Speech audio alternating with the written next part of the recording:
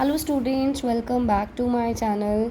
ये class 11th में हमारे बेसिक्स टर्म्स हमें गिवन हैं, बेसिक रूल्स हमें पता होनी ज़रूरी हैं। क्लासिफिकेशन ऑफ अकाउंट्स करेंगे। ये हमारे डबल एंट्री सिस्टम का पार्ट है, क्योंकि बिज़नेस में जो भी ट्रांजैक्शंस होती हैं डबल एंट्री सिस्टम से होती हैं। अगर हमने कोई चीज़ ख़रीदी है या बेची है तो उसमें दो अकाउंट्स इफ़ेक्ट होते हैं एट द सेम टाइम। ठीक है ना। अगर एक ख़रीदने वाला है तो बेचने वाला है तभी तो कोई ख़रीदेगा, और बेचेगा वो तभी जब कोई सामान ख़रीदने वाला होगा। और ख़रीदेगा तो फ्री में नहीं ख़रीदेगा, उसको पैसे देने होंगे। तो एट द सेम टाइम दो अकाउंट्स इफ़ेक्ट होते हैं, तो इसे हम डबल एंट्री सिस्टम कहते हैं। तो इसमें हम देखेंगे अकाउंट्स, पर्सनल अकाउंट्स होते हैं, इम्पर्सनल अकाउंट्स होते हैं। पर्सनल अकाउंट्स, अब जैसे पर्सनल अकाउंट्स के भी हैं, आगे मैं अभी आपको बताऊंगी, बट पहले हम देख लेते हैं। तीन होते हैं पर्सनल अकाउंट्स, रियल अकाउंट्स और नॉमिनल अकाउंट्स। जो रियल अकाउंट्स और नॉमिनल अकाउंट इम्पर्सनल अकाउंट के कैटेगरी में आते हैं। अब पर्सनल अकाउंट्स क्या होते हैं? पर्सनल अकाउंट्स होते हैं जो किसी नेम से होते हैं। ये कोई पर्सन हो सकता है, कोई बिज़नेस ऑर्गेनाइजेशन हो सकती है, जैसे कोई बैंक इंस्टीट्यूट, कोई जैसे यूनिवर्सिटी है। जैसे अगर हम किसी यूनिवर्सिटी में फ़ी पे करते हैं तो हम उसमें पर्सन का नेम नहीं लिखते, हम उसमें ड्राफ्ट बनवाते हैं, या हम कोई कोई हम चेक, जैसे हम ऑनलाइन पेमेंट कर रहे हैं तो वो बेसिकली किसी ऑर्गेनाइजेशन के नेम से, किसी यूनिवर्सिटी के नेम से हम उसमें मनी ट्रांसफ़र करते हैं।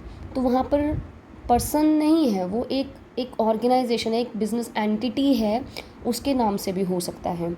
तो उसमें क्या होगा, उसमें हम रूल देखेंगे डेबिट द रिसीवर, यानी कि जो, अब जैसे हम यूनिवर्सिटी को पे कर रहे हैं तो यूनिवर्सिटी इज़ द रिसीवर, और जो पे कर रहा है क्रेडिट द गिवर, और जो गिवर होता है उसको क्रेडिट किया जाता है।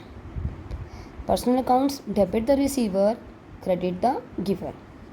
रियल अकाउंट जो भी चीज़ें हैं, थिंग्स हैं, हम उनको मनी मतलब मनी में हम उसको मेजर कर सकते हैं। इन टर्म्स ऑफ मनी हम उसको मेजर कर सकते हैं। जैसे फर्नीचर है, हम उसकी वैल्यू देखते हैं कि इसकी वैल्यू, यानी कि उसको हम कितने में बेचेंगे या हम कितने में ख़रीदेंगे।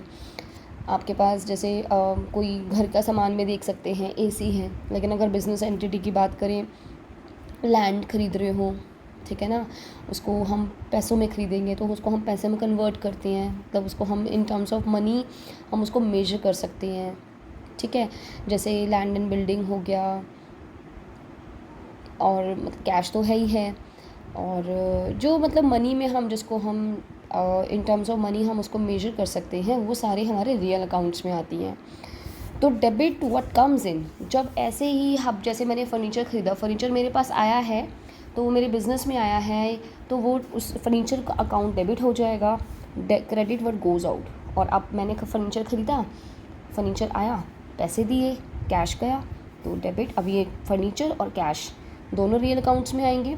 तो डेबिट व्हाट कम्स इन, जो चीज़ हमारे पास आती है उस अकाउंट को हम डेबिट करते हैं, और जो चीज़ हमारे पास से जाती है उस अकाउंट को हम क्रेडिट करते हैं। नॉमिनल अकाउंट, नॉमिनल अकाउंट अगर मैं इसको हिंदी में बताऊँ ना, नाम मात्र मतलब कोई इसको हम जैसे मैंने फ़र्नीचर ख़रीदा है, मैं देख सकती हूँ मैंने फ़र्नीचर ख़रीदा, अब मैं कुछ ऐसी पेमेंट्स कर रही हूँ जो मैं देख नहीं सकती। जैसे मैंने सर्विसेज ली हैं, ठीक है, जैसे मैंने टेलीफोन का बिल पे किया, मैंने सैलरी पे की, मैंने वेजेस पे किए, या कमीशन पे किया, मैंने कुछ ऐसी चीज़ें जो खर्चे और इनकम्स को देखते हैं। मुझे कमीशन रिसीव हुआ है, that is income for my form. मैंने कमीशन पे किया है, that is an expense for the form. तो हम जितने भी नॉमिनल अकाउंट, यानी कि जितने भी एक्सपेंसेस होंगे, जितने भी इनकम्स होंगी, वो हम नॉमिनल अकाउंट के रूल से उसको डेबिट और क्रेडिट करेंगे। तो debit all expenses and losses, अगर कोई लॉस होता है या एक्सपेंस है तो debit, and credit all incomes and gains, अगर कोई गेंस होते हैं, इनकम्स होती हैं, तो वो हम क्रेडिट करेंगे। तो अब जैसे डबल एंट्री सिस्टम में ऐसा नहीं है कि अगर डेबिट एक टाइम पर पर्सनल अकाउंट डेबिट हो रहा है तो क्रेडिट भी पर्सनल अकाउंट ही होगा। अब हम नेक्स्ट हमारा जो टॉपिक रहेगा वो जनरल रहेगा, उसमें मैं आपको समझाऊंगी कि एक टाइम पर अगर डेबिट पर्सनल अकाउंट हो रहा है तो रियल अकाउंट भी हो सकता है क्रेडिट, ठीक है, और अगर नॉमिनल अकाउंट भी हो सकता है रियल अकाउंट, मतलब ये तीनों इंटर रिलेटेड हैं। कोई जो हम ट्रांजैक्शंस देखेंगे उसके अकॉर्डिंग मैं आपको ज़्यादा अच्छे से एक्सप्लेन कर सकती हूँ।